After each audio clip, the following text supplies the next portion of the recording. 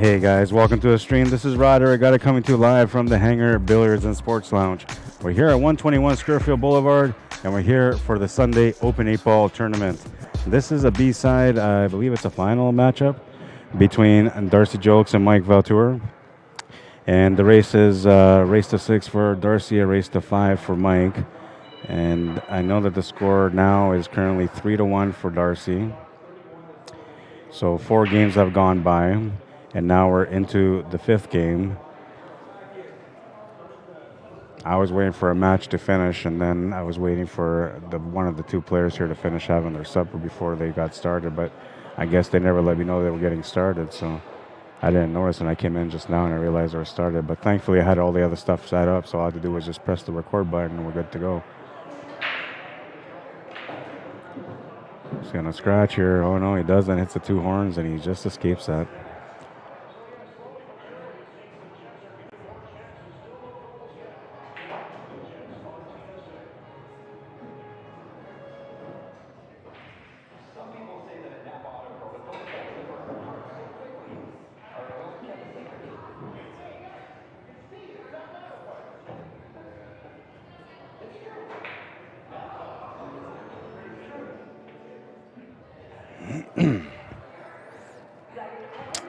Well, he's taking his time here, so that's reminding me to bring up the clock. And I decided to put the clock on top here. Oh, I gotta stop this. Decided to put the clock on top, but I don't know if I like it there anymore. I think it's better where it was, right?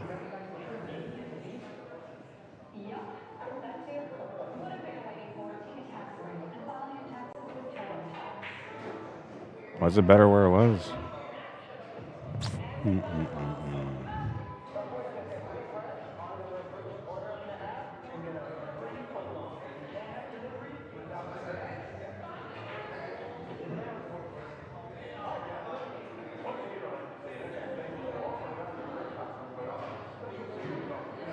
I don't know. Do you guys like it better here?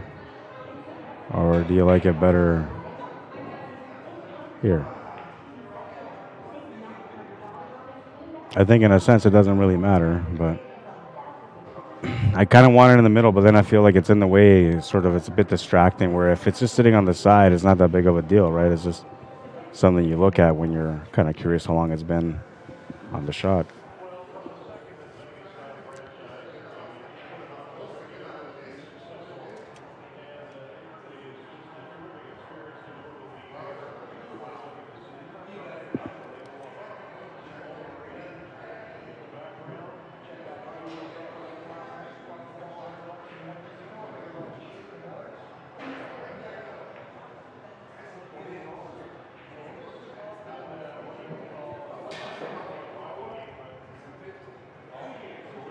So Darcy will come up now. He's got a 3-game lead, but he needs 3 more games to win still. And he's got a decent chance here on this one.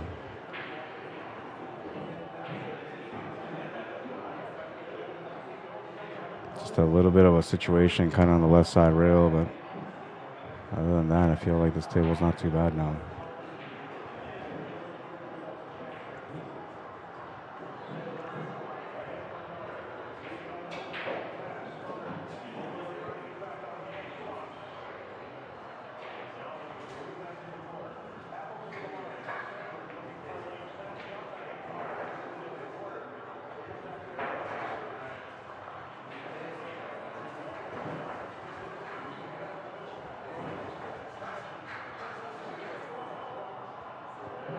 Sorry, I looked away for a second there. I lost track of the timer.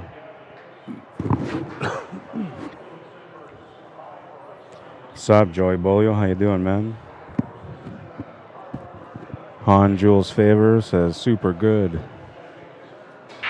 So you like it better at the top or you like it better on the side? I didn't quite get that answer, man.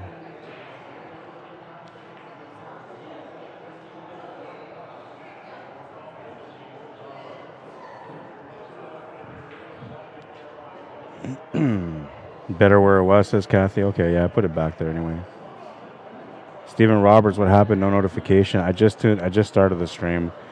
So I was waiting for one match to finish. Then the winner from there had to play against the other player, but the other player was eating supper. So I know, like for me, I eat my food cold all the time when I'm streaming, right? And when I'm playing, I usually don't. But I know it's annoying when you get your food and you're trying to eat and you can't because you're playing, right?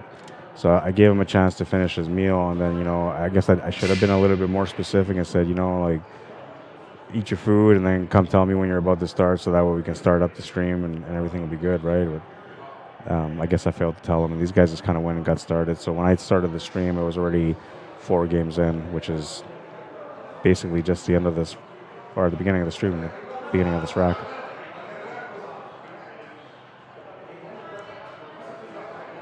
Taking extra time here. I stopped the clock for a second because I thought he was going to shoot, but it's about 35 seconds, that one.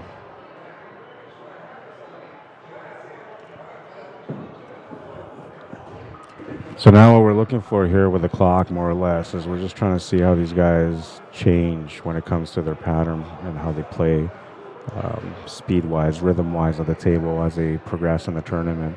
Right now they're in the B-set final, right? So whoever wins here has to go and try to double-dip Andy Kempa, who's having a pretty good day at the table so far. So that means that, the shots kind of begin to mean a little bit more. The tables mean a little bit more. The wins win a lot more too, right? And I feel like because of that, players take a little bit longer. Oh, and he's going to miscue. He's going to miscue. That's going to be a ball in hand. Oh, and he didn't mean to do that. Hands the ball over to Darcy. He'll switch cue balls in his pocket real quick and bring out the one that goes and makes everything all the time. I don't know if you guys ever noticed him do that trick before, but he'll put the cue ball in his pocket and bring out the better cue ball. And then when it's Mike's turn to shoot, he puts the ball back in the pocket and gives him the other ball.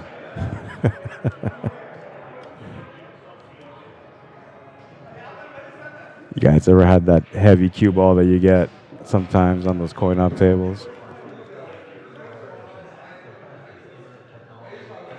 Those things are so heavy, man, that you try to put like spin on it, draw or anything like that, and it's like thunk, and the ball just barely moves. Mike just gave him that game. 4-1. He needs 2 more games to win this match. And he's got a bone to pick with Andy Kempa because Andy Kempa won that game against him, and he didn't like that. He didn't like that, man. So he said to me, too, he's like, if I come back to win this B-side, he's like, you're in for a long night. He's like, I'm going to try a double dip Andy Kempa, he says. And I said, okay, I like to see it. And, well, here he is. He's got a chance if he can win this match. He's currently leading by 3. So he's looking like, he might be able to keep his word here, at least to get into the showdown with Andy Kempa for the championship match. He's got a good game going, but, Andy's been playing well, too.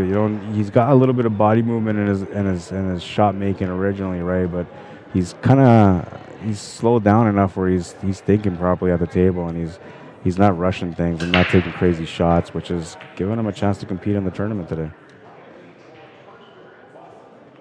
And we'll start the clock as soon as he approaches the table.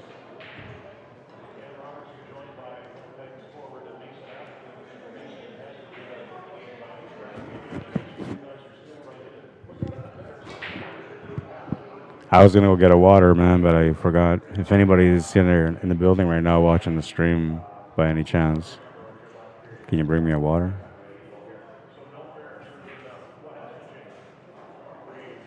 I'm thirsty, man. No, it's just you talk a lot, you need water, right?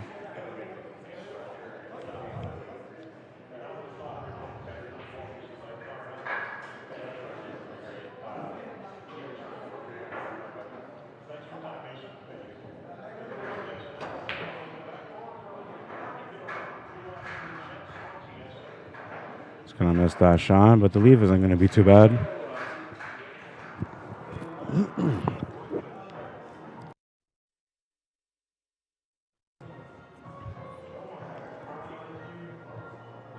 Yeah, that leave's going to work out pretty good.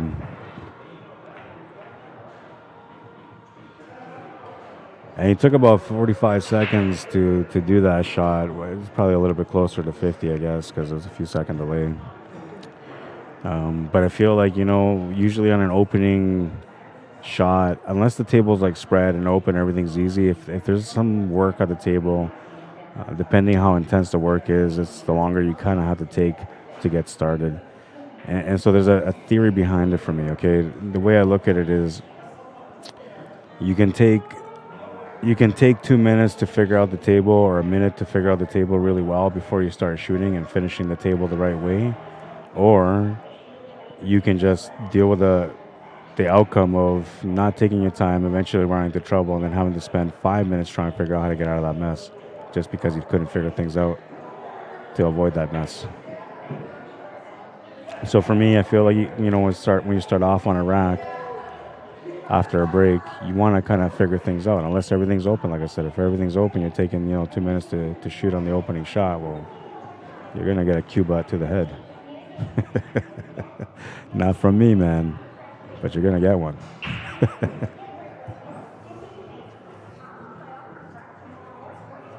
A lot of people don't like players that take forever to shoot, but you got to understand that pool is methodical, right? So people are going to take their time. It's just part of it. Some people just overdo it, right? They were really good in drama class, man, so they got to overdo it all the time on the pool table, too. Oh, that didn't work out very good.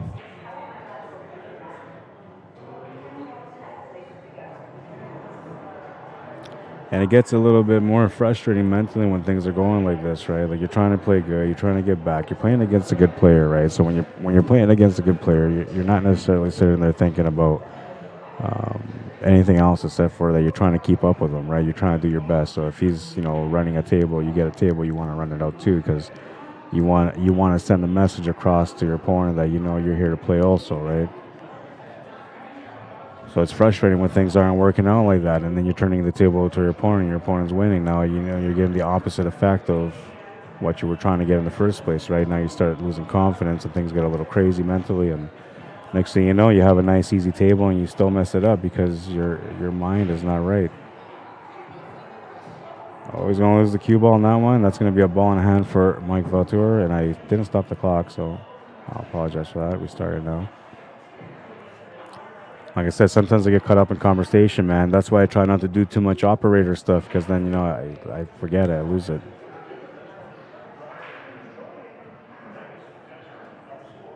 I need to hire somebody to help me, man. I've been a one-man show for a little while now. I need some help, man. Where's Andy Kempa? Oh, yeah, he's in the hot seat. He's in the hot seat, man. He's waiting there.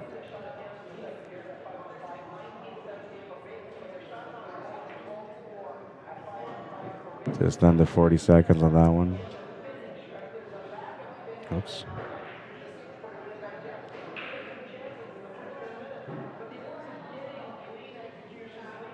You gotta add about 3 seconds default here because the timer got stuck for a second.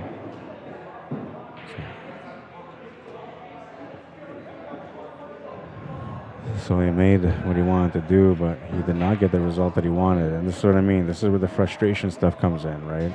And some players can bounce back from this. Some players, they find a way to get through it no matter what.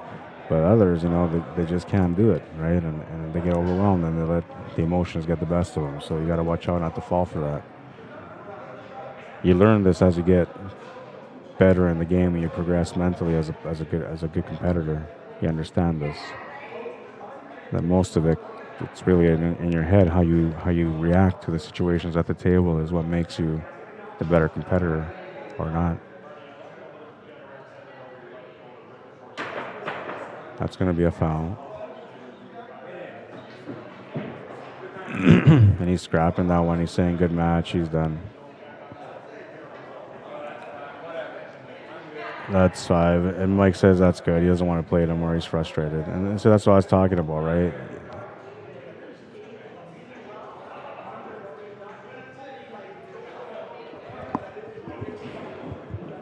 It's over, yeah? Andy, get off the hot seat. Time to play. No breaks, eh? No breaks. No breaks, no. No breaks, no breaks, no splits. And I don't know what the payouts are. You guys got to find out what the payouts are. I have no idea. I should know, but I don't know. All right. And so yeah, I was just talking about that, right? Like things just get to you, right? And I feel for Mike, man, because he's such a good player, man. He really is. But the hardest part for him is overcoming the emotional stress that you feel at the table when you're competing. Like I said, 6-1 is going to be the final score on that one. I got to go and update the scoreboard. We'll put we'll put Darcy on the right because he's coming in from the B side.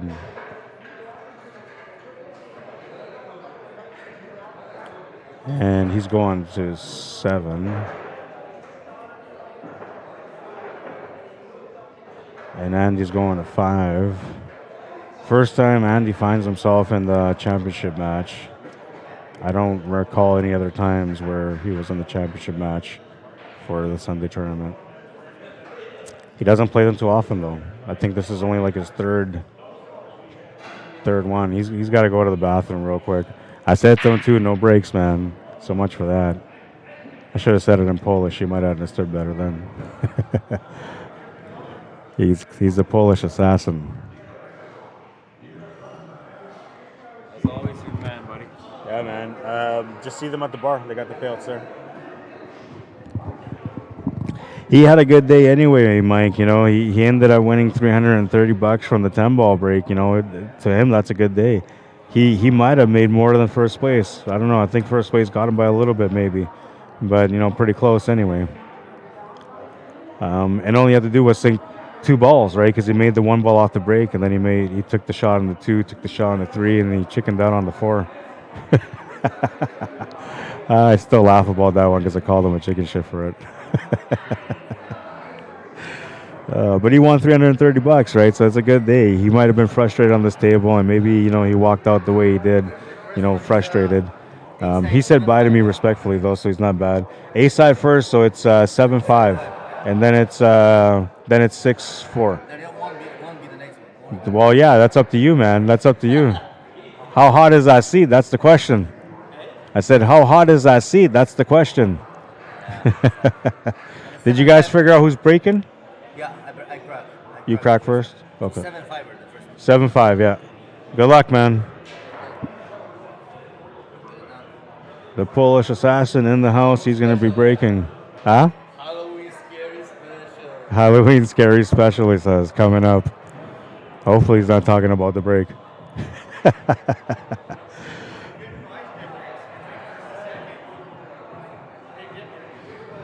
All right, so Andy gets the first break. They're going to shake hands, and they're going to make this match official. It is the last match of the night.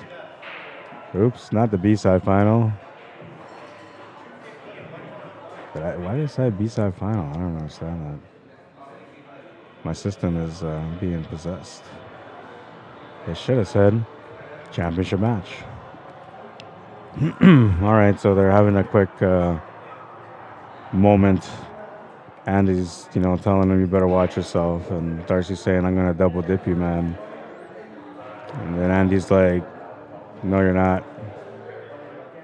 We're gonna get this done in the first set. Now they're putting money on it. They shake hands. Okay, here we go.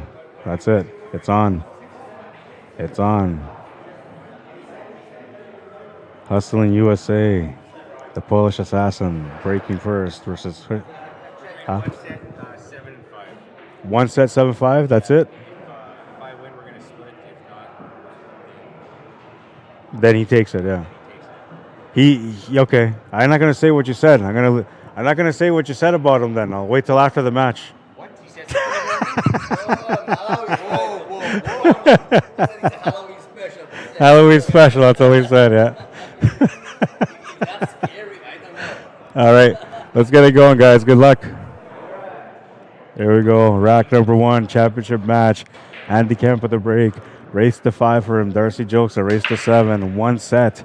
If Darcy wins, they split. If Andy wins, well, that's it. It's over.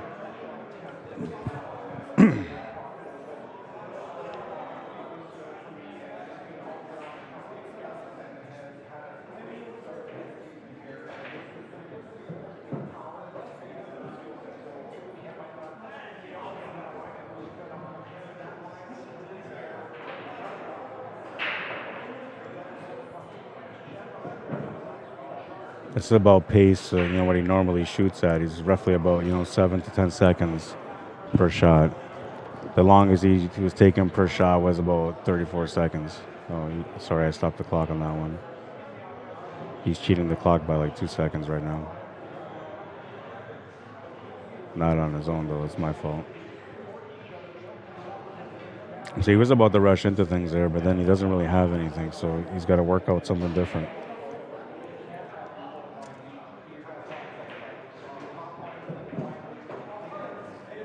So that was about 30 seconds, that shot.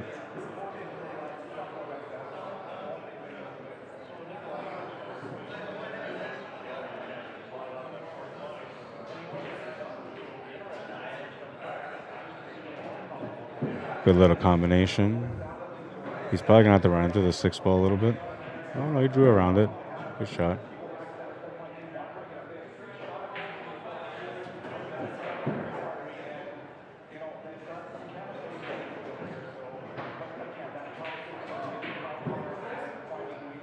Oh, this is going to be a bit of a challenge here. He's going to have to cut it. He's got no choice.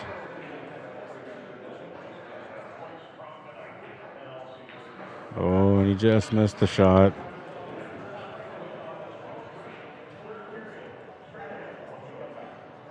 And Andy will get a chance at this table now, but his table's not easy, and he doesn't want to take on that 12 ball because if he does, he's going to leave the 8 ball if he misses. I like to think in there, you know, that's a smart shot right there. That's very smart. Why force the situation when you don't have to, right? You can just lock him up and, you know, use the ball in hand for a better opportunity. If he hits the ball, that's okay, you know. It is what it is. You go back to the table and you work on things from there. Take a look at his angle, see what he's working with. I actually really like this view. I like this view a lot more than what I used to have for a side view. Oh, what a shot. Jesus, what a shot. You better tip that shot. That one went viral. I missed the replay, man. I'm sorry. What a shot. Oh, my God. Just so you see the angle here. What a shot. Woo. What a shot. Unbelievable, man. Unbelievable. How about that? Right? How about that? You like that one? Let's see it again. It was a beauty, man. I mean, look at this. He had to spin his way here with some reverse spin. What a shot. Jesus. Look at it again. He goes around this 12 ball.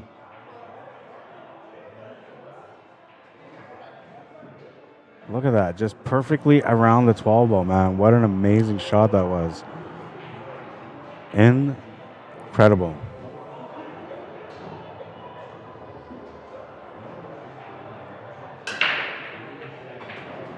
Makes the 9 ball off the break and the 15. Looks like the 5's going in also.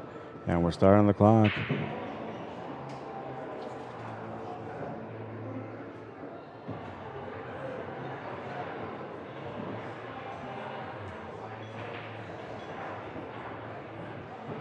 I'm a way slower player, man. I know that already. I'm just looking at this clock. And somebody was asking earlier, like, have you clocked yourself yet? And I thought, like, no, I wouldn't want to. Oh, no, he miscued there. Off to a bad start on that rack with a miscue. He's got no choice but to deal with the situations. I wonder if he's going to have to take the 7 ball. I don't even know if it goes to the corner, but I think I like that better than anything else, unless he can cut that 2 ball, which is a crazy long shot. If I'm going to do a crazy long shot, I might just do that 7 ball, but the only reason I wouldn't is just because, you know, it kind of helps sort of for the 10, but not really. I think the 10 still goes to the pocket. So if it doesn't really make a difference, I go for the 7 ball here.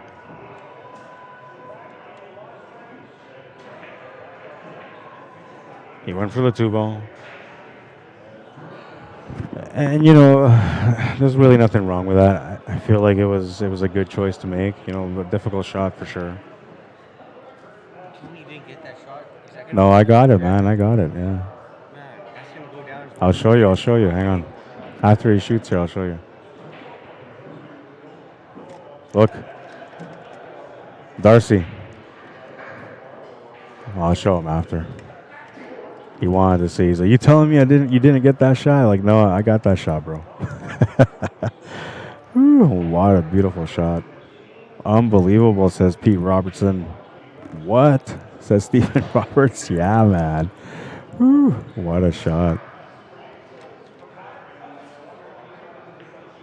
Oops.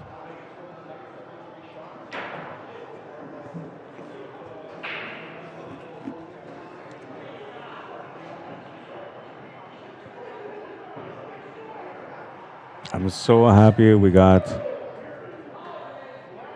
the highlight of the day today. There's some times where, I'll have a full day and I'll get a lot of nice shots, right? But none of the nice shots are like highlight of the day, right? They're just really nice shots, that's all. But, whenever I do get a highlight of the day, I'm excited, man, because that means that I had an incredible moment. I got to witness something special. And I feel like that shot was extremely special. He even said, like, this has potential for highlight of the year. What do you guys think? Does it have potential for highlight of the year?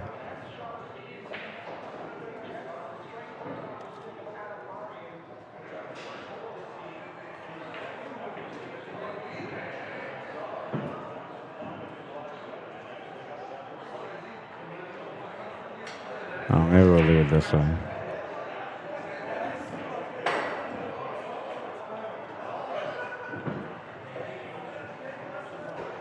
Went a little bit too far on that one, though.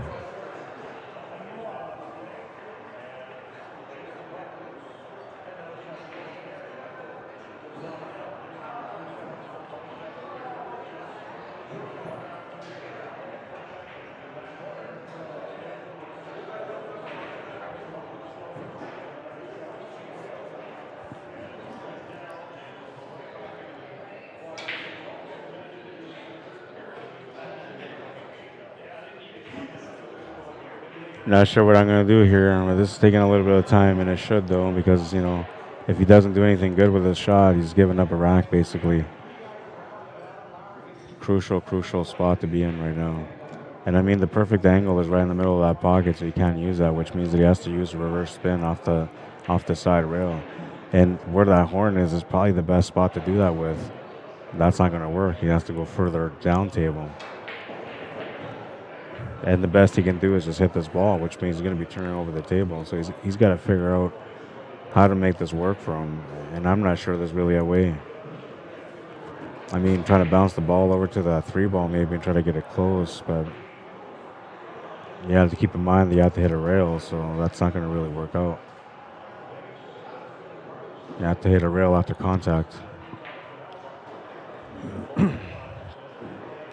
There is a shot, though. There's a 2-rail kick shot. I don't know if he would do something crazy like that, but that's kind of like your do-or-die situation.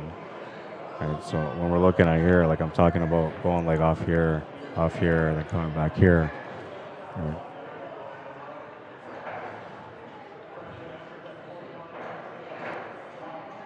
It's going to be a ball in hand for Darcy. But he never considered that. But that would have been a tough shot to do anyway, because it would have been shooting over the ball on the 6-ball.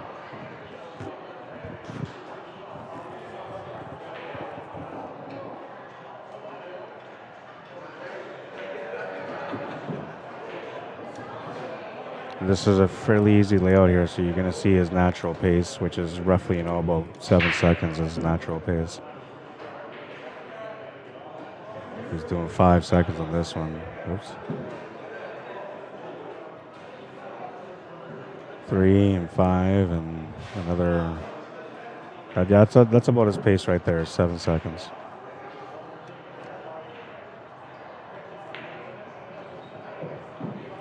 Oops. Going crazy with the timer is driving me a little nuts. 2-0. He's got a 2-game lead. Handicapper coming up next for the break.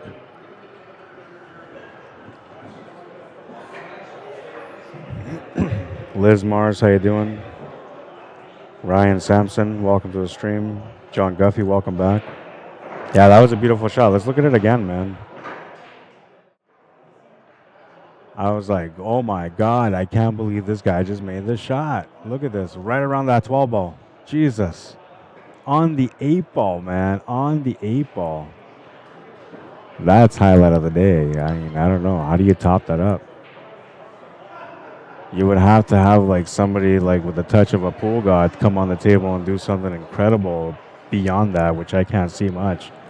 You know, maybe the Massey jump or something like that might surprise me today, but I hope these guys don't find themselves in that kind of situation in this matchup. Rack number 3. He's trailing by 2. Just wants to get something to go in the pocket, and oh, it doesn't. It almost did, but it doesn't. And Darcy will start up here on this one, open table. The solids are looking pretty good, but you know that 5 ball's tied up at the bottom right corner, so that's something that's going to be a huge problem. Just for that alone, it makes you kind of want to go towards the stripes, but there isn't a whole lot of action going on with the stripes either, unless you start off with the 14 to the bottom left corner, and then you can open up that 9 and 10. Then you got a totally different table, right?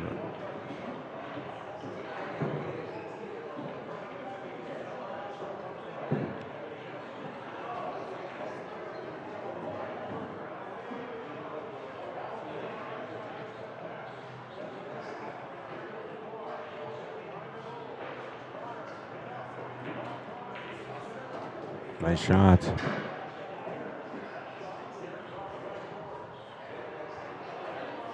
Wanted a better result than that, though.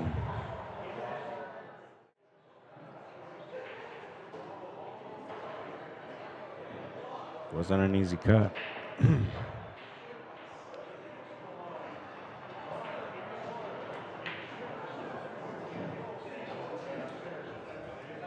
Missed shot's going to bring Andy back to the table.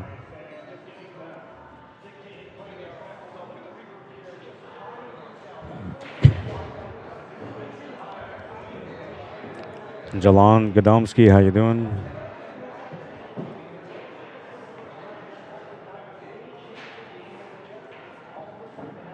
Dave Conray, how you doing? Welcome to the stream. Kevin Bates, welcome. Mark Ramirez. Hope everybody's having a good weekend. We're having nice weather earlier, man. It's still kind of nice, I guess. It's 10 degrees Celsius, so it's okay, I guess. I don't know. Nothing to brag about, but I know it's you know a lot better than what it's going to be in a couple of months from now. A couple of months from now, 10 degrees is going to feel like summer.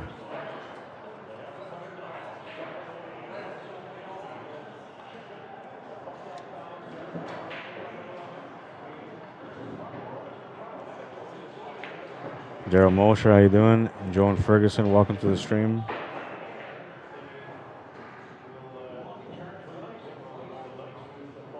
Bill Ragland, welcome to the stream.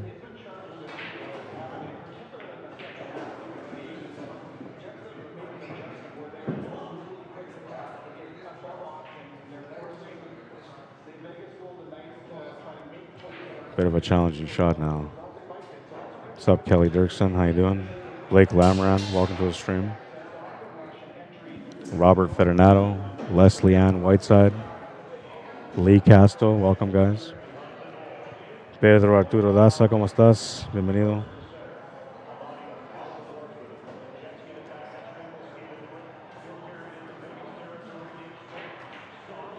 Oh, what a nice shot that was. That was a nice shot, but didn't get rewarded with the 8 ball. It's got an option though. Can he make it? Oh, he's gonna make it. No problemo, senor. No problemo. I'm just thinking to myself, well, he's got a chance, but can he make it? He's like, yeah, I can make it. A nice shot by the young fella. The Polish assassin strikes, and he's on the board. 2-1. He had to battle for that one. It wasn't easy, man.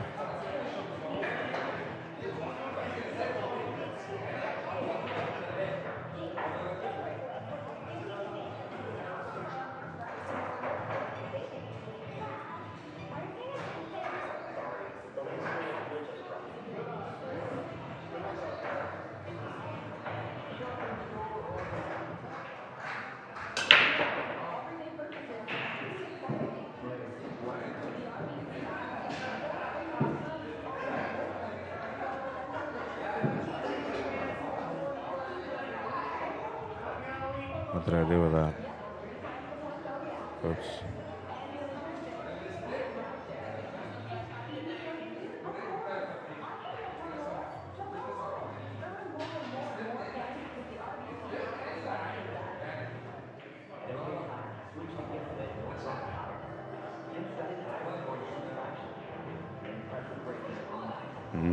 Missed the shot. Darcy will get a turn on this one now. Looks like the stripes are good to go, man. That's what I'm taking here.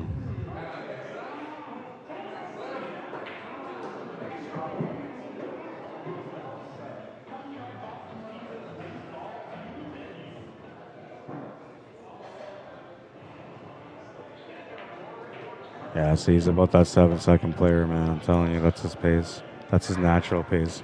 And when he's playing at that pace, you know you're in trouble because he's getting into a groove. He's in a flow.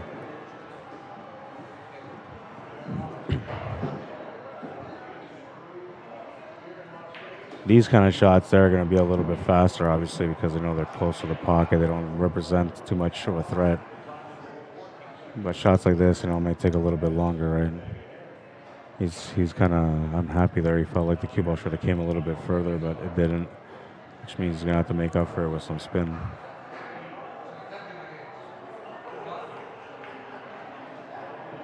A little touch on that one. What a nice little shot that was. Simple, but efficient.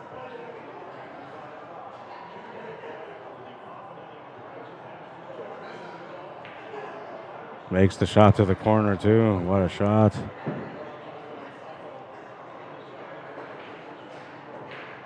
Eight ball goes in, and he's got a 2-game lead.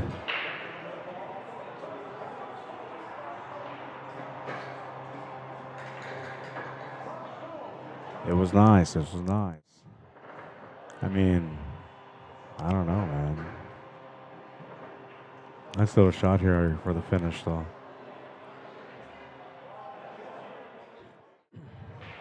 And you can see, like, when he's feeling it, when he's feeling comfortable at the table, it's about, you know, 10 seconds or less per shot. That's his rhythm. That's his style.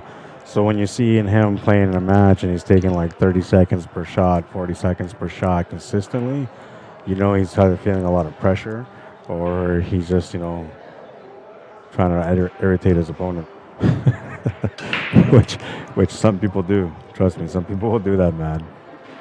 Because they know, like, you know, there's the opponent just wants to shoot, right? And they're just you're making them sit there and watch you while you're taking your time on an easy table, and they get frustrated. Then they get so frustrated they come up to the table.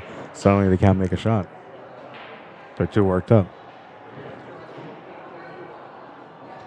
Brian Mars, how you doing?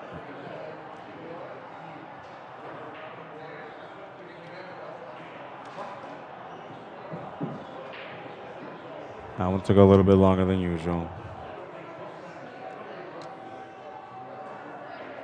Shot of the year, says Stephen Roberts. Yeah, man, I feel like it was an incredible shot.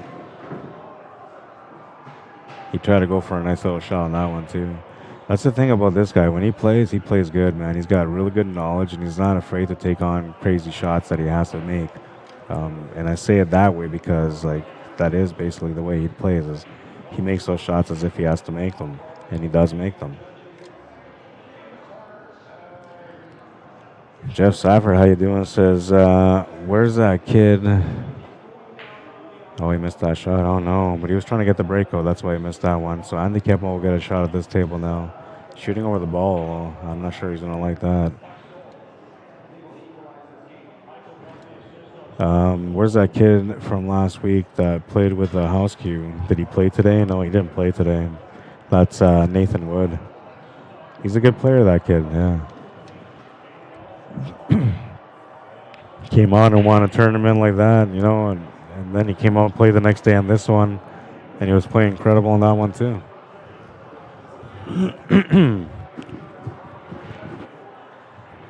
Him and I have some good matches, man. But that day, I was nervous about that match. I thought, you know, maybe he was going to beat me. And I ended up coming through at the end. That was a nice shot by Andy. And it wasn't something super difficult, but the delivery on the shot is what I liked about it. It was nice and simple, you know, with some confidence, not a whole lot of body movement. It was a controlled shot.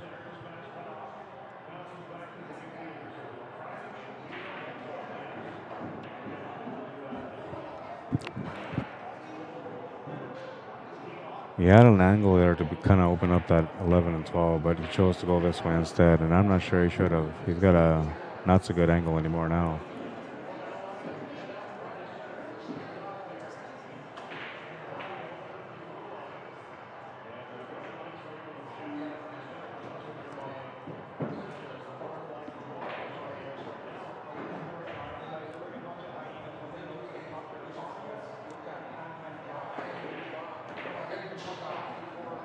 Try to make the cannon shot to the corner.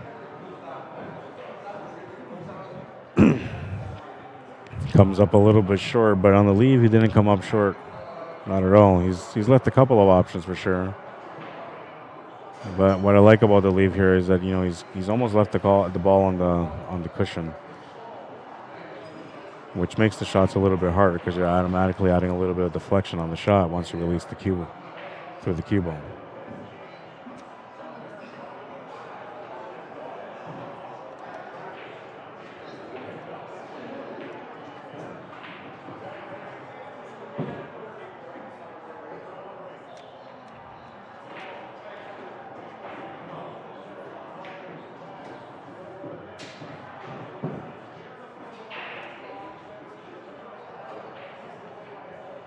Taking a look to see where the 5 ball is. What kind of shape he's got to play on it.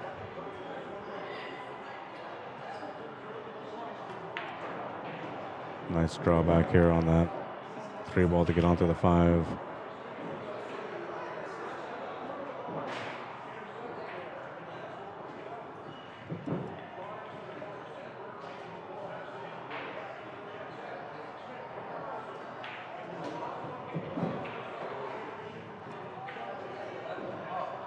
A little bit of a cut shot, but not too bad. And that's his average shot time right there, 7 seconds. Gets another point on the board. It's 4-1. 4-1 for all my Spanish people. Abel, Raymond, welcome to the stream. June Aguila, how you doing? Tommy Serbo, what's up, man? Carson, Kolker, Sharon, Patagan, welcome to the stream. Mike Sundstrom, how you doing, man? Says thanks for the stream, Rod. Much appreciated. You're very welcome, man. My pleasure. Arlene Mann says, Rod, you have really improved your stream in many ways over time. Always love watching it, even when you streamed out of your garage during COVID. Yeah, those are the precious moments for me, man. I love pool, right? I really do. And to me, when I was doing the quarantine sessions from the garage, that's what I call that. I don't know. It was COVID. Everybody was wearing masks, right? So I was like, yeah, quarantine sessions from the garage. That's what I'm going to go with. I think it was only like 4 episodes. It wasn't very good. The last one was so bad, I retired on it. But yeah, that I have been improving for sure. I try to be consistent. That's the most important thing. I try to be professional in my work as well, right? And I'm always looking for ways where I can be a little bit better at my work, right? How I can teach others a little bit better while they're watching the stream.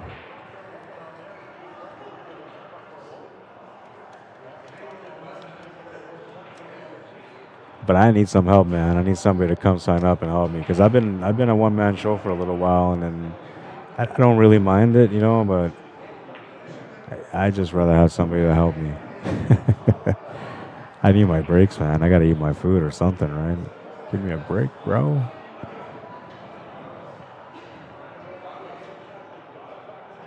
Talk to Andy a little bit because Andy used to help, and so did Sean. But they're caught up with life and stuff like that. It's been busy, and but we talked to Andy a little bit today, and he's gonna maybe start helping me a little bit again on the mic, which will be nice. Him and I always had a good time. Same with Sean. I always had a good time with him, and Jimmy whenever I work with him. But I haven't seen Jimmy in a long time, and him and I usually just work like the snooker events together.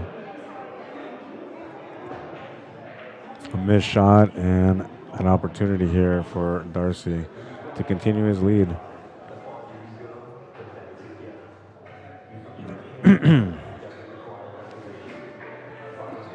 Kurt Para, how you doing?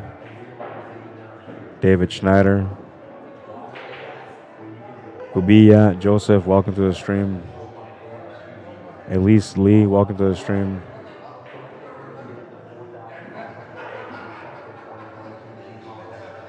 Oh, and you missed that shot. Oh, no. Len Vanderwall, how you doing? Is this Rod stream? Yes, sir, it is. The only thing is that I added a shot clock today, right? That's the thing that, whatever. That's the difference. But it's still me, still the same guy in the same corner. Literally, I mean, if you look on the bottom right side of your screen, I'm right there in that corner. I've been there the whole time.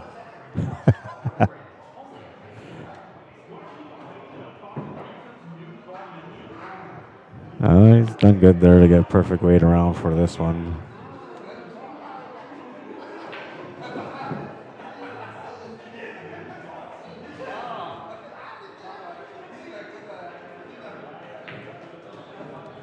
And that's going to do that one. And we'll get on the scoreboard. It's a 2-4 game or a 4-2 game, whichever way you want to look at it.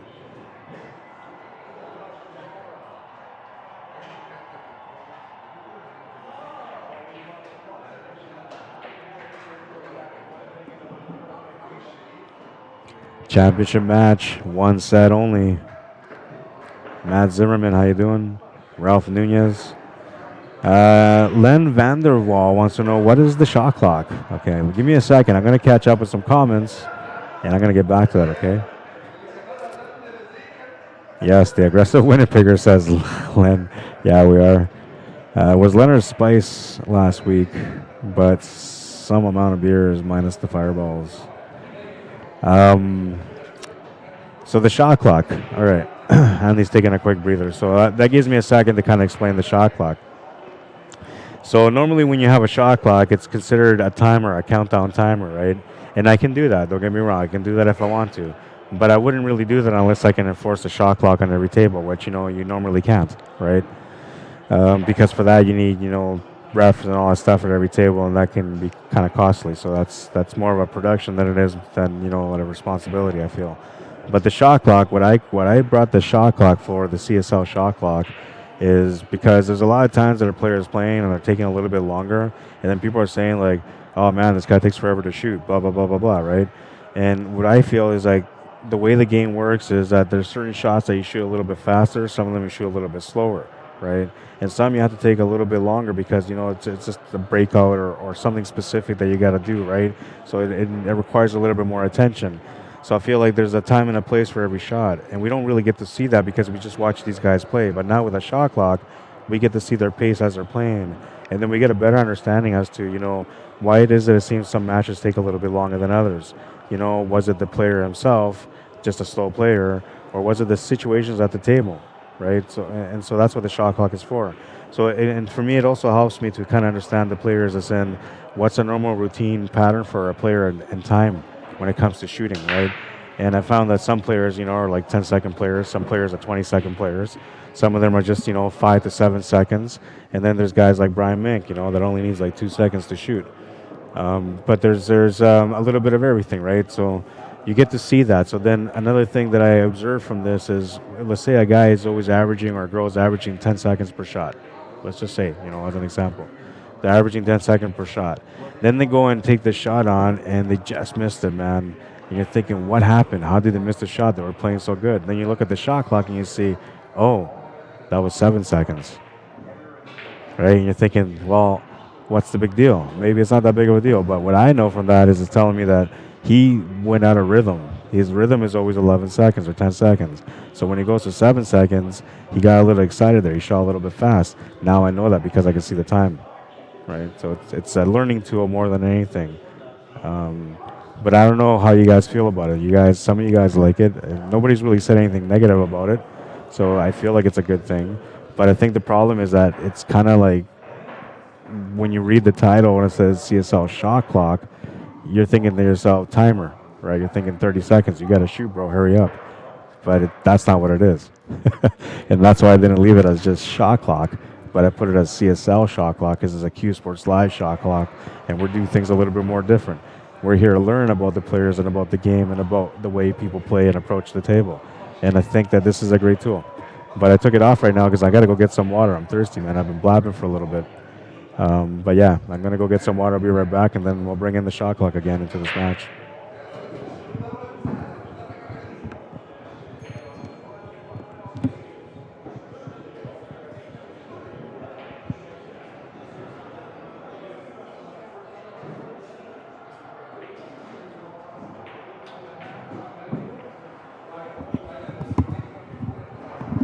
I wanted to walk away, but I'm going to wait because I don't want to walk by while he's shooting, right? So I want to not disturb him or anyone while they're playing.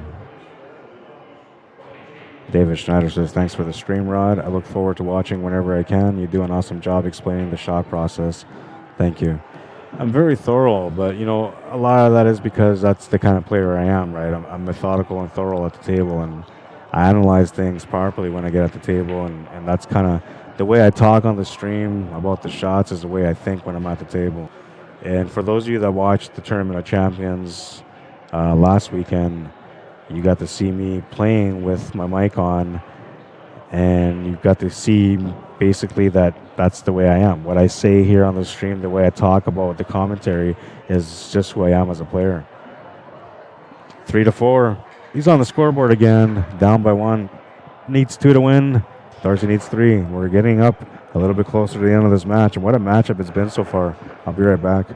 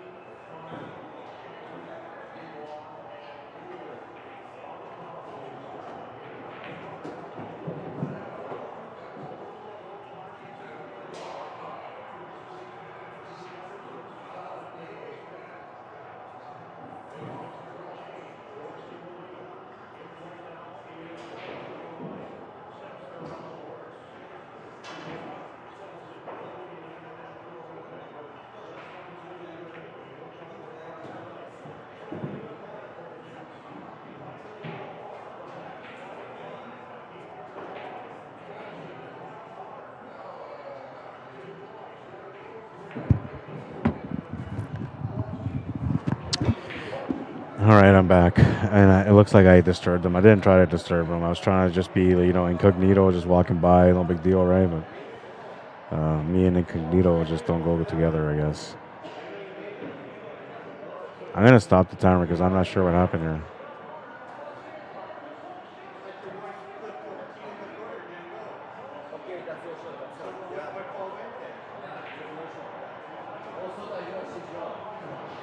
Okay, now we're going to start the timer. There was something going on. They were trying to figure out something.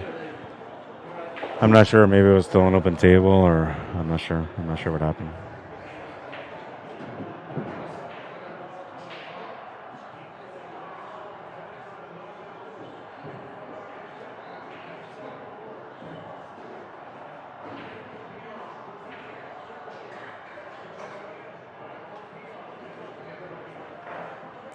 Not a good spot to be in.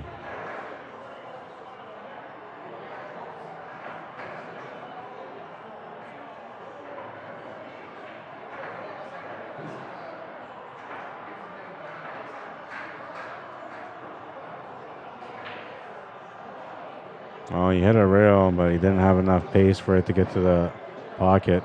Just got short of the pocket, though. And now Andy's trying to figure out what's up with his 12, if he can make it go past that 8 ball or how he can make it work. I think he's got no choice but to break it out. He's almost perfect here with this angle on the 10 ball, but it doesn't quite help him.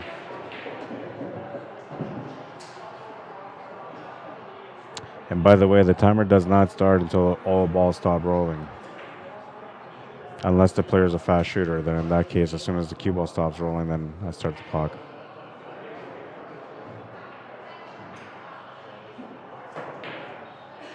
Good try. Ooh. Almost knocked in that 8 ball, man. That could have been dangerous. All right, so we can see the layout here for Darcy is actually not too bad. Expect a bit of a fast pace here. 6 ball's the problem, so he's going to try to address that right away. And he has. He's opened it up. Could have used a better result than this, though. Pool gods in the house, apparently. They're trying to work their magic in this matchup.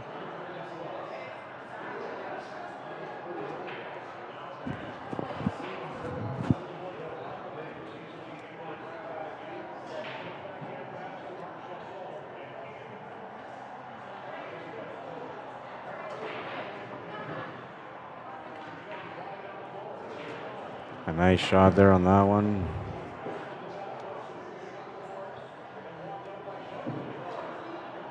So you have to take a second here to figure it out, I think. No, he's gonna go straight for the 1 ball. That's not a problem here because he just comes across for that 6 and the 5 balls there. 4 ball's the only problem he really has. Oh, he almost followed it in perfectly, but it's gonna stay up.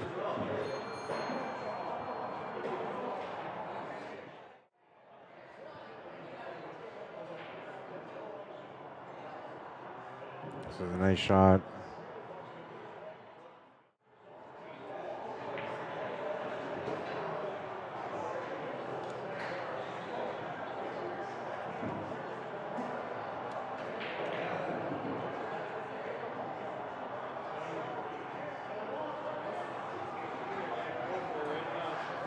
Well, that's not too bad. He's tied up that 4 a little bit more now. And now if he tries to get that breakout, he's got to watch out not to play a combination into that 8 ball. So that's actually a pretty good leave.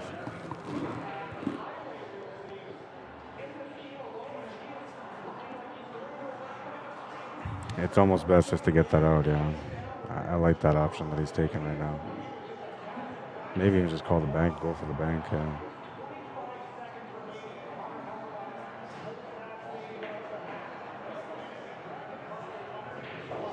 Oh, nice shot. What a nice shot.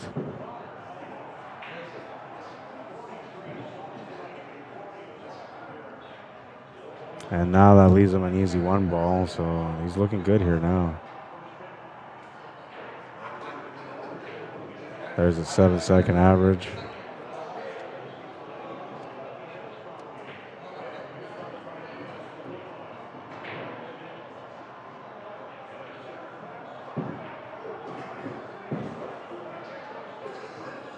This one, it'll just take like 4 seconds. It'll shoot it fast.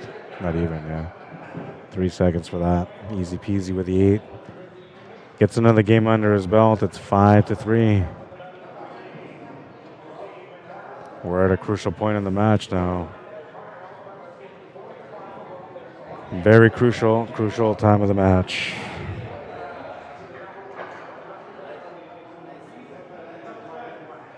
Start the clock, says Kel Morin.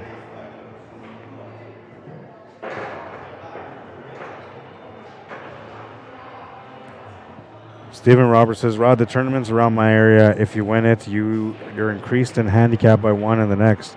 Do you guys do that there? So what they do is they go by the Fargo rate, right? And it should be like I feel like the Fargo rate should be roughly within the 100 range, right? So like say you're a 500, 5 to 600, just below 600, then you should be a 5. If you're, say 600 to like 595, then you should be a 6. Like that's the way I look at it. But the way they do it here is basically the Fargo rate, right? They figure out according to the Fargo, how to adjust people, and it sort of works because we don't always have the same. We don't always have the same people winning the tournament. There's always somebody different winning it, right? So the handicap system, I feel like it is working. If it wasn't working, then the same people will win all the time, and the same sandbaggers will win all the time, which is not the case. And there are people that have gone, you know, from 5 to 6 and even 7, and there are people that have been 7-2, like Mike Delgado, recessing and going back to a 7-1 or a 7.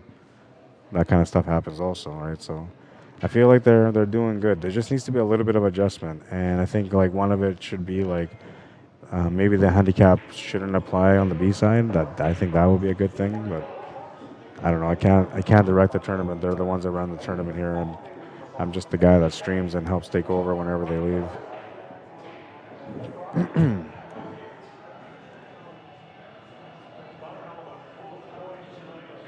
15 seconds. He's gonna miss that shot.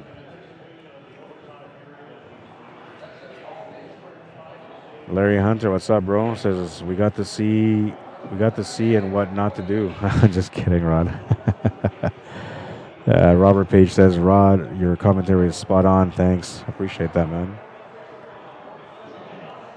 What's that, Larry? Says, oh, no, that's Len. Did I remember that, or was that 2 weeks ago? I'm not sure, man. I'm not sure what you're talking about.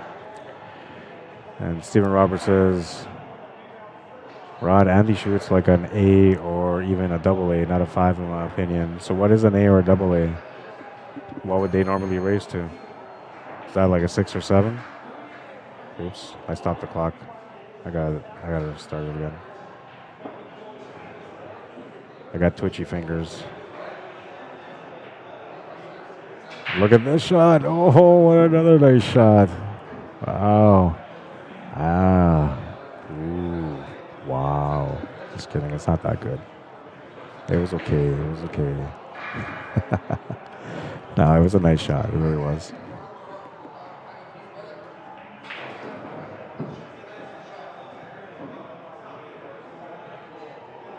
Just a little bit short from what he wanted.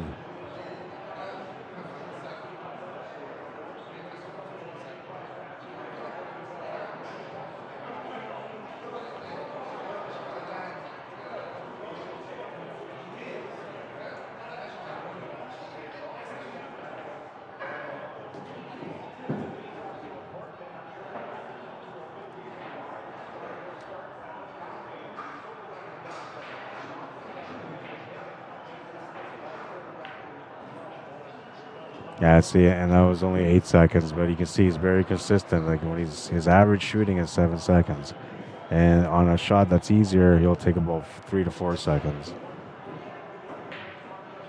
Oh, and he was going for a follow-up on that one. Just missed the bank. Take a look at his highlight though, and that was a nice little bank off the one, cross bank off the one actually. Very nice shot.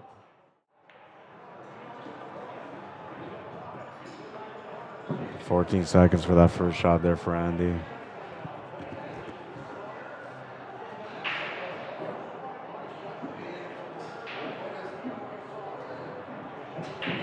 Cheats the pocket just a little bit.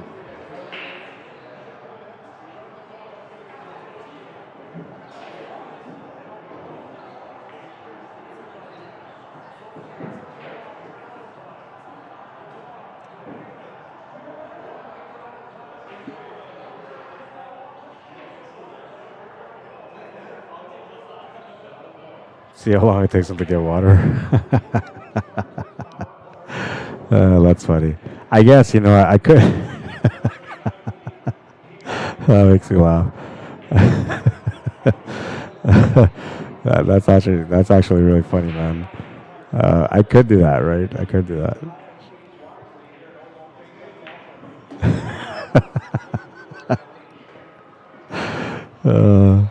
You made me laugh, man. I'm tired now, you know, it's a long day. Rack number 9 is in, and Andy Kempa is on the hill. He's on the hill, and he's waiting for a chance to be able to win the match and close out. Darcy Gilkes has to win the next 2 games, no matter what, if he wants to win the tournament today.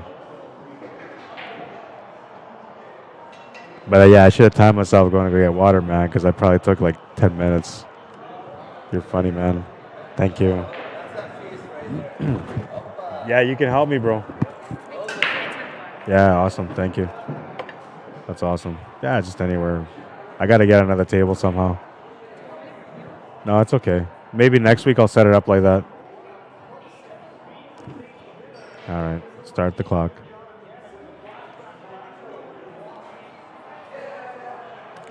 Len says, let's go play. Yeah, man. Come on down. I'll play. I got my cues too, you know. But I got to warn you, you know, I'm starting to come back into form. I'm not much fun to play against when I'm in form. I'll go 8-5, he says. Okay, okay. Wait. Who goes to 8, though? You or me? That's the question. That's the real question. There's 8 seconds on that one. So you can see here, when the table is, you know, pretty standard, that's about his time. When it gets a little bit more difficult, you'll take up to around 30, 35 seconds.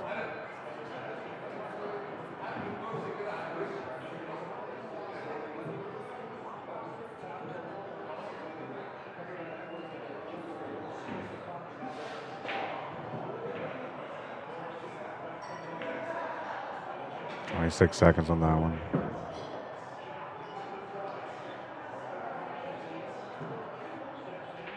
Just a little bit of details left here.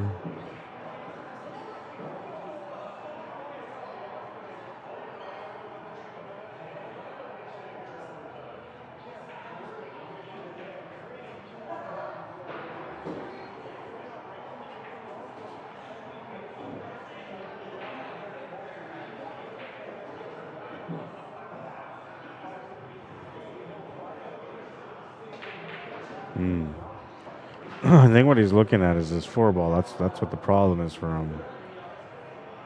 He can't quite get on it from this too.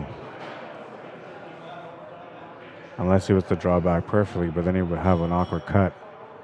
And that's I think what he's assessing here. Oops, I cleared the clock. It was 52 seconds though. He's on to 55 seconds on that one. I got that twitchy finger. I told you, man. I don't know. It's like a twitch. Just not when I'm playing pool, though. You know, at least nowadays. Nowadays, my stroke seems to be a little bit straighter than it used to be. But I'm still losing.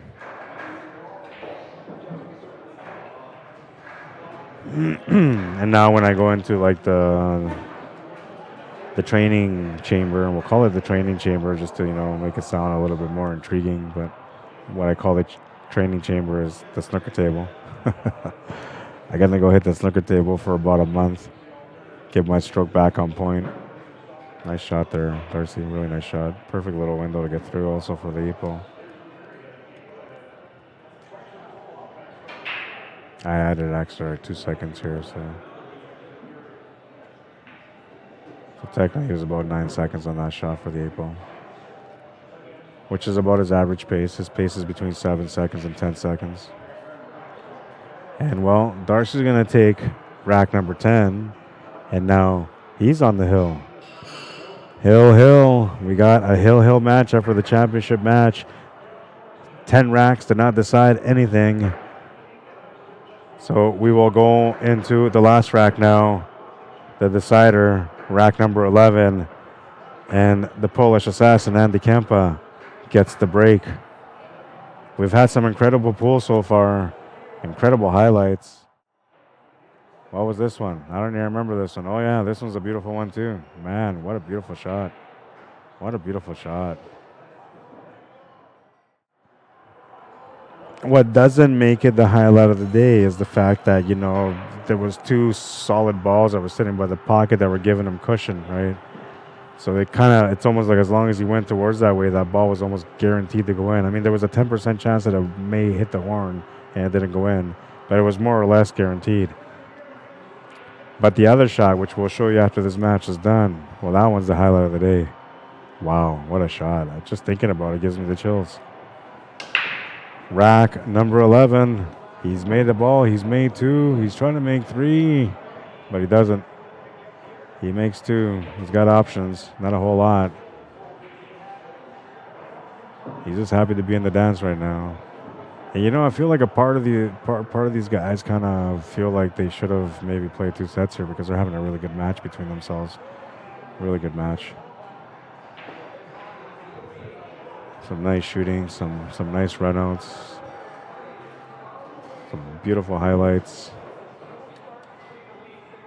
Incredible position play, including this shot here. This nice shot, the shape for the 10.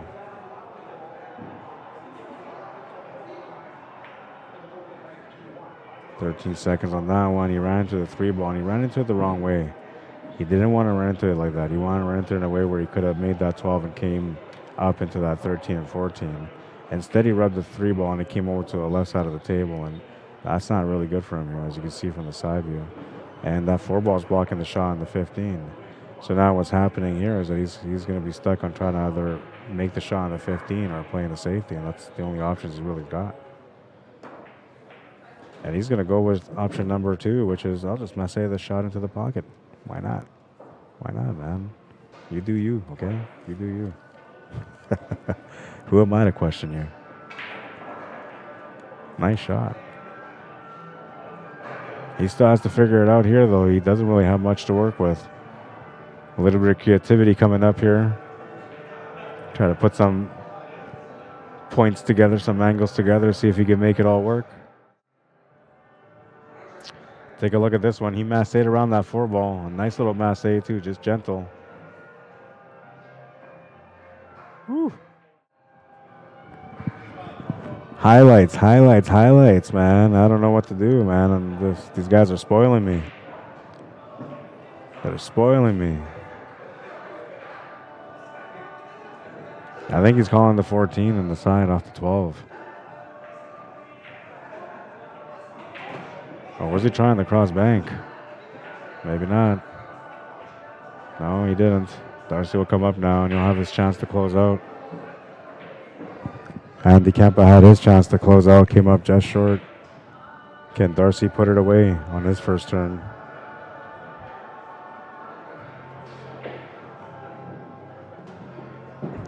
It's looking like a good possibility. No real problems here. Position on the 8 ball is probably about the worst of it.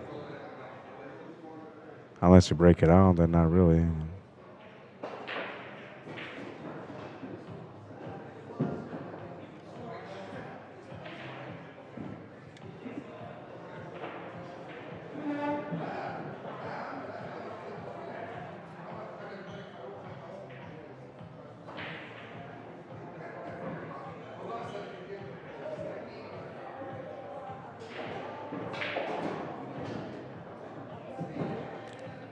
And he didn't want that 4 ball to roll up like that. It's going to be a bit of a situation. He can get it out if he takes that 3 to the corner right now. I'm not sure you want to do that, though. Bottom left corner is where we're going with that. Either that or he's got to, play the 2 ball, come off the 2 rails to get shape for the 3 to the side with a breakout angle on the 4.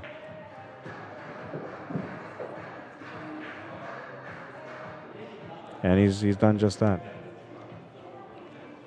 Going to just grace this 4 ball here.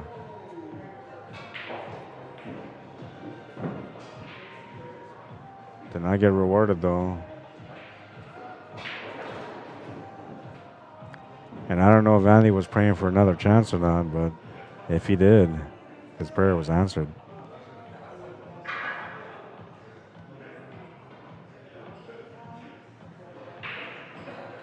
Trying to play safe here.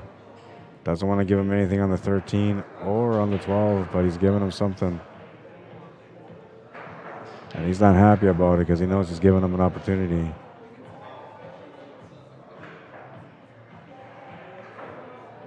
Just playing safe, using the 8 ball. Smart shot there from Andy.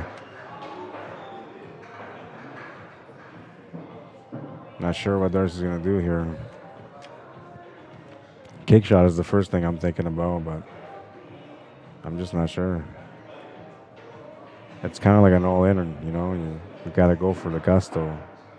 If you make it, you're a hero. If you don't, you're a zero, man. That's just the way it goes. Can he make it?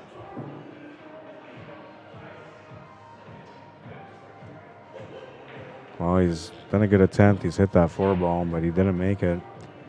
And that's going to bring Andy Kempa, which, look at that. Just escaped from having to give Andy Kempa a ball in hand. And now he's deep in the pocket.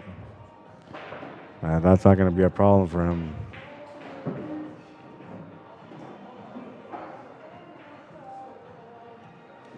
See here, the shot is makeable. He's going to play safety. And that was a smart shot.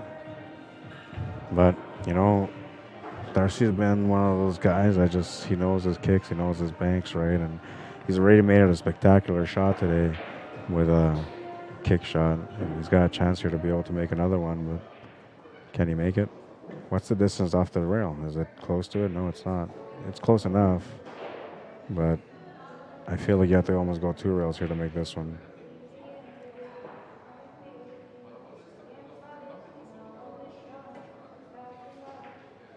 Oh, what a shot. Oh my God, man, this guy. Who is this guy? What a shot.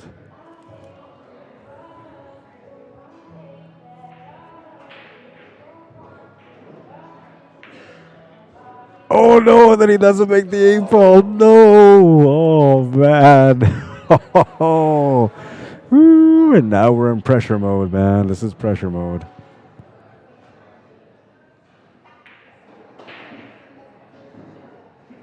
Come on, Andy, make the shot. Not a boy, Andy. Not a boy, Andy. He's going to be happy to have made that shot. And he's going to be happy that his opponent missed that 8-ball and left it over the pocket because he doesn't have to stress over it now. What a finish. What a finish. The champion, Andy Kempa. Halloween special. Halloween special. You said it was going to be scary. You said it was going to be scary.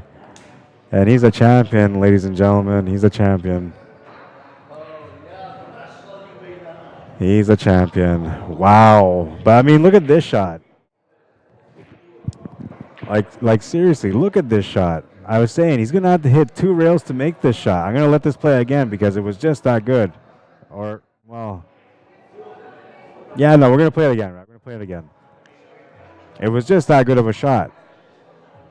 Right? And now you could say that was the highlight of the day, right? You could say it. That was nice shooting, Andy. Good for you, man. That was a nice cut on the last one. I can't believe he didn't get rewarded there, you know? The pressure, yeah. He's like, he's making everything. Yeah, crazy. Specials every day, every time, you know, like. Crazy shots. You know, I said, I think I got it. Look at this one. This is the highlight of the day. Which one? Yeah, he made a couple of them. Look, but he goes perfectly around that 12 ball. Right between, right? Yeah. No, right around it, look. That's just enough room. Just enough You room. know, like that's gonna help him because, you know, if he missed the ball, he makes it.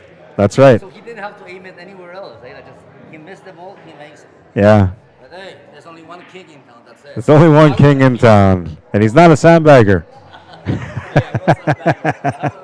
He says he loses to 14-year-olds. He's not that good. Oh. We'll see you, man. Good shooting. All right, so what do you guys think? Is this the highlight of the day? Hey, Rod, say everybody from Indiana, thanks for all the support. Is that the Andy says thank you to everyone for their support. He really appreciates those of you that supported him winning today. So was it that one or was it this one? Do you guys think this is the highlight of the day? I feel like this is the highlight of the day because it was so tight, man. You had to reverse spin this to get it. Such a beautiful shot. Play your best game with Q Sports Live and make sure you do it on the stream, man, because I'll get that highlight for you. All right. Oh, wait a minute. Whew, going all crazy, my system. There we go. Yeah, and it disconnected at that second. Sorry, I was going a little bit crazy there for a second. That's going to be it for tonight. Let's put the shot clock away, too. Bye-bye, shot clock. Thanks for doing a good job today, shot clock. We got to learn a lot about our players today. Saturday, November 12th, 2022, $30 entry, 12:30 p.m. start, 32-player limit, double elimination, race to 5 on both sides, alternate breaks on the diamonds, 3.5 by 7 tables. And that's going to be for the Andrew Thomas Memorial 8-ball tournament. There's going to be money added, the big table 4-ball shootout, so that's going to be on the 9-footer. If you guys want to come down, check it out, be a part of it, you're more than welcome to join. It's open. There's no handicaps on it. I don't like handicap tournaments, and when I do have them, they're crazy, kind of like the Sandbagger Fest. But if you guys want to come down, check it out. 121 Scurfield Blvd, that's where you're going to come for that tournament. And don't forget, if you've got a junior, you're looking to get a junior signed up to play, you want to learn how to play some good, accurate pool, bring them down next week. It's going to be at the Blue Room on Saturday from 10:30 in the morning until, no, sorry, we're going to do it from 11 in the morning till 1 because the tournament starts at 1. So we'll do it then. Why not? Great program for your kids if they want to learn and become better players for sure. And yeah, don't forget, come out to the Blue Room for the Tournament of Champions next week. Champions wanted, 866 Notre Dame Avenue, 1 o'clock start. $30 entry, man, and you get in there. Top 2 players will get qualified. Everybody else will just sit there and think about how short they came. And, well, if you're looking for some good quality stuff from Predator, for example, their Aero Rack, maybe you're looking for a 9-footer, right? The 9-footer is a beautiful, man. High carbon steel frame for strength and durability. And, of course, the LED lights on the legs. You see the LED lights, different colors, man, beautiful looking stuff. When you have it in your home, it's just incredible to have. Honestly, it's beautiful looking. And let's not forget about, you know, the arena billiard light, because without this light, you're just not playing pool right. I swear to God, you're not. And you don't have to believe me, but the first time you play under one of these Predator lights, you're going to understand what I meant today. I promise. And, well, make sure you guys check out Jam Up Apparel. Let's do a Jam Up and Predator commercial real quick. Why not?